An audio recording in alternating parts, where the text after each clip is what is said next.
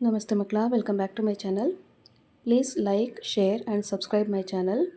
ಮಕ್ಕಳ, ಇವತ್ತು ನಾವು 10ನೇ ತರಗತಿ ಕನ್ನಡದಲ್ಲಿ LBA ಆಧಾರಿತ ಸಾಧನಾ ಪರೀಕ್ಷೆ 2 ಅಥವಾ AP2ಗೆ ಸಂಬಂಧಪಟ್ಟಂತಹ ಮಾದರಿ ಪ್ರಶ್ನೆ ಪತ್ರಿಕೆಯನ್ನು ನೋಡ್ತಾ ಹೋಗೋಣ. ಉತ್ತರವನ್ನು ಬರೆಯೋದಕ್ಕೆ ನಿಮಗೆ ಸಿಗುವಂತಹ ಸಮಯ 60 ನಿಮಿಷಗಳು ಅಥವಾ 1 ಗಂಟೆ. ಗರಿಷ್ಠ ಅಂಕಗಳು 20 ಮಕ್ಕಳ. ಫಸ್ಟ್ ಹೆಡಿಂಗ್ ನೋಡಿ. ಕೊಟ್ಟಿರುವ ಪ್ರತಿ ಪ್ರಶ್ನೆಗೂ 4 ಆಯ್ಕೆಗಳನ್ನು ನೀಡಲಾಗಿದೆ. ಇವುಗಳಲ್ಲಿ ಸರಿಯುತ್ತರವನ್ನು ಆರಿಸಿ ಕ್ರಮಾಕ್ಷರದೊಂದಿಗೆ ಬರೆಯಿರಿ. ಇಲ್ಲಿ ಒಟ್ಟು 3 ಪ್ರಶ್ನೆ ಇರುತ್ತೆ ಮಕ್ಕಳ.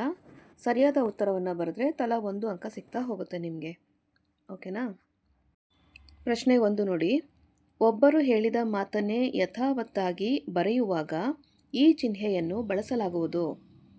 ಆಯ್ಕೆಗಳು: ಅರ್ಧ ವಿರಾಮ, ಅಲ್ಪ ವಿರಾಮ, ಉದ್ಧರಣ ಹಾಗೂ ಆವರಣ. ಪ್ರಶ್ನೆ 2. ಓದಲಿ ಪದವು ಕ್ರಿಯಾರೂಪಕ್ಕೆ ಸೇರಿದೆ. ಆಯ್ಕೆಗಳು: ವಿದ್ಯಾರ್ಥಕ, ಸಂಭವನಾರ್ಥಕ, ನಿಷೇಧಾರ್ಥಕ ಹಾಗೂ ಸಂಭವಾರ್ಥಕ. ಪ್ರಶ್ನೆ 3. ಹೊಗೆದೋರು ಪದದಲ್ಲಿರುವ ಸಮಾಸ. ಆಯ್ಕೆಗಳು: ಅಂಶಿ ಸಮಾಸ, ತತ್ಪುರುಷ ಸಮಾಸ, ಕ್ರಿಯಾ ಸಮಾಸ ಹಾಗೂ ಬಹುರ್ವಿಹಿ ಸಮಾಸ. ನೆಕ್ಸ್ಟ್ ಹೆಡಿಂಗ್ ನೋಡಿ ಮಕ್ಕಳ. ಕೊಟ್ಟಿರುವ ಪ್ರತಿ ಪ್ರಶ್ನೆಗೂ ಒಂದೊಂದು ವಾಕ್ಯದಲ್ಲಿ ಉತ್ತರಿಸಿರಿ. ಇಲ್ಲೂ ಸಹ ನಿಮಗೆ 3 ಪ್ರಶ್ನೆಗಳಿರುತ್ತೆ. ಸರಿಯಾದ ಉತ್ತರವನ್ನು ಬರೆದ್ರೆ ತಲಾ 1 ಅಂಕ ಸಿಗ್ತಾ ಹೋಗುತ್ತೆ ಮಕ್ಕಳ. ಪ್ರಶ್ನೆ 4 ನೋಡಿ. ಇನ್ಕ್ವಿಲಾಬ್ ಜಿಂದಾಬಾದ್ ಘೋಷಣೆಯನ್ನು ಯಾರು ಹುಟ್ಟು ಹಾಕಿದರು? ಪ್ರಶ್ನೆ 5. ಕೃಷ್ಣನು ಕರ್ಣನಿಗೆ ಎಲ್ಲಿಯ ರಾಜನನ್ನಾಗಿ ಮಾಡುವೆನೆಂದು ತಿಳಿಸುತ್ತಾನೆ? ಪ್ರಶ್ನೆ 6. ಅಂದವಾದ ಬರವಣಿಗೆಯ ಬಗ್ಗೆ ಗಾಂಧೀಜಿಯವರ ಅಭಿಪ್ರಾಯವೇನು? ನೆಕ್ಸ್ಟ್ ಹೆಡಿಂಗ್ ನೋಡಿ. ಕೊಟ್ಟಿರುವ ಪ್ರತಿ ಪ್ರಶ್ನೆಗೂ 3-4 ವಾಕ್ಯಗಳಲ್ಲಿ ಉತ್ತರಿಸಿರಿ. ಇಲ್ಲಿ 2 ಪ್ರಶ್ನೆ ಇರುತ್ತೆ ಮಕ್ಕಳ. ಸರಿ ಉತ್ತರಕ್ಕೆ 2 ಅಂಕ ಸಿಗುತ್ತೆ. ಪ್ರಶ್ನೆ 7. ಶಿವಾನುಭವ ಶಬ್ದಕೋಶ ಪುಸ್ತಕವನ್ನು ಓದಿದ ಲೇಖಕರಿಗಾದ ಅನುಭವವನ್ನು ತಿಳಿಸಿ.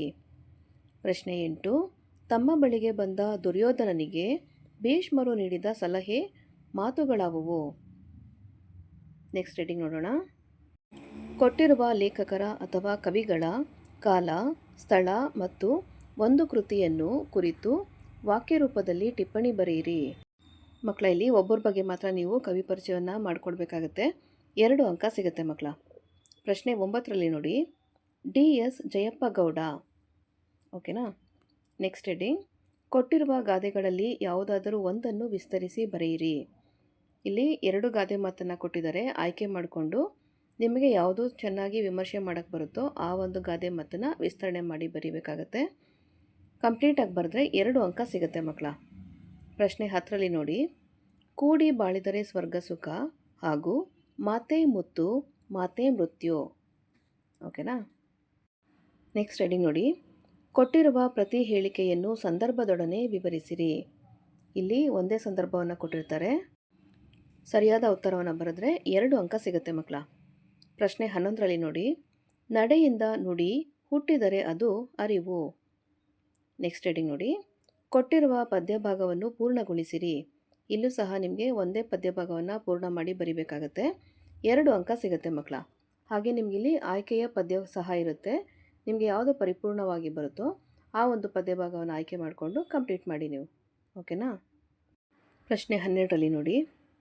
ಕೊರಳ ಸೆರೆ ಹಿಗ್ಗಿದವು ದೃಗಜಲ ನರುಹಿ ಕೊಂದನು ಹಲವು ಮಾತೇನೆಂದು ಚಿಂತಿಸಿದ. ಇದರ ಮಧ್ಯದ ಸಾಲುಗಳನ್ನು ನೀವು ಪೂರ್ಣ ಮಾಡ್ತಾ ಹೋಗಬೇಕು ಮಕ್ಕಳ. ಅಥವಾ ಅಂದ್ಬಿಟ್ಟು ಆಯ್ಕೆಯ ಮತ್ತೊಂದು ಪದ್ಯಭಾಗವನ್ನು ನೋಡೋಣ. ಮಾರಿಗೌತಣವಾಯ್ತು ನಾಳಿನ ವೀರರೈವರ ನೋಯಿಸೆನು ರಾಜೀವ ಸಖನಾಣೆ. ಇಲ್ಲಿರುವಂತಹ ಮಧ್ಯದ ಸಾಲುಗಳನ್ನು ಸಹ ನೀವು ಪೂರ್ಣ ಮಾಡಿ ಬರಿಬೇಕು. ಯಾವುದಾದ್ರು ಒಂದು ಪದ್ಯಭಾಗವನ್ನು ಬರೀರಿ ಮಕ್ಕಳ. ಓಕೆನಾ? ನೆಕ್ಸ್ಟ್ ಹೆಡಿಂಗ್ ನೋಡಿ ಮಕ್ಕಳ. ಕೊಟ್ಟಿರುವ ಪದ್ಯದ ಸಾರಾಂಶವನ್ನು ನಿಮ್ಮ ಮಾತುಗಳಲ್ಲಿ ಬರೆಯಿರಿ. ಇಲ್ಲೂ ಸಹ ನಿಮಗೆ ಒಂದೇ ಪದ್ಯಭಾಗವನ್ನು ಕೊಟ್ಟಿರ್ತಾರೆ. ಅದರ ಸಾರಾಂಶವನ್ನು ಬರೀಬೇಕು ಮಕ್ಕಳ. ಓಕೆನಾ? ಪ್ರಶ್ನೆ 13 ನೋಡಿ. ಕಾದದಿರೆನಜ್ಜ ಪಾಂಡವರಾದರ್ ಮೇಣಿಂದೆನೊಂದೆ ಸಮರದೊಳಾಂ ಮೇಣಾಂದೆನದರೆಂದೆ ಪಾಂಡವರ್ಗಾದುದು ಮೇಣಾಯ್ತು ಕೌರವಂಗವನಿತಳಂ. ಈ ಪದ್ಯಭಾಗದ ಸಾರಾಂಶವನ್ನು ಬರೆದ್ರೆ ನಿಮಗೆ 2 ಅಂಕಗಳು ಸಿಗುತ್ತೆ ಮಕ್ಕಳ. ಇದು ಕನ್ನಡ ಸಬ್ಜೆಕ್ಟೇ ಆಗಿರೋದ್ರಿಂದ ನೀವು ಒತ್ತಕ್ಷರಗಳು, ದೀರ್ಘಗಳು ಎಲ್ಲಿ ವಕ್ರ ಸುಳಿ ಕೊಡಬೇಕು ಎಲ್ಲವನ್ನು ನೋಡ್ತಾ ಹುಷಾರಾಗಿ ಎಕ್ಸಾಮನ್ನು ಬರೀಬೇಕಾಗತ್ತೆ. ಮಕ್ಕಳ ಇಲ್ಲಿಗೆ 10ನೇ ತರಗತಿ ಕನ್ನಡದಲ್ಲಿ LBA ಆಧಾರಿತ ಸಾಧನಾ ಪರೀಕ್ಷೆ 2 ಅಥವಾ FE2ಗೆ ಸಂಬಂಧಪಟ್ಟಂತಹ ಮಾದರಿ ಪ್ರಶ್ನೆ ಪತ್ರಿಕೆ ಮುಕ್ತಾಯಗೊಂಡಿದೆ. ಈ ಒಂದು ವಿಡಿಯೋ ನಿಮಗೆ ಇಷ್ಟ ಆದಲ್ಲಿ ದಯವಿಟ್ಟು ನಮ್ಮ ಚಾನಲ್ನ ಲೈಕ್ ಮಾಡಿ, ಶೇರ್ ಮಾಡಿ, ಸಬ್ಸ್ಕ್ರೈಬ್ ಮಾಡಿಕೊಂಡು ನಾವು ಹಾಕುವಂಥ ಎಲ್ಲ ವಿಡಿಯೋನ ನೋಡ್ತಾ ನಮ್ಮನ್ನು ಎನ್ಕರೇಜ್ ಮಾಡ್ತಾ ಹೋಗಿ ಮಕ್ಕಳ. Thank you for watching. Bye bye.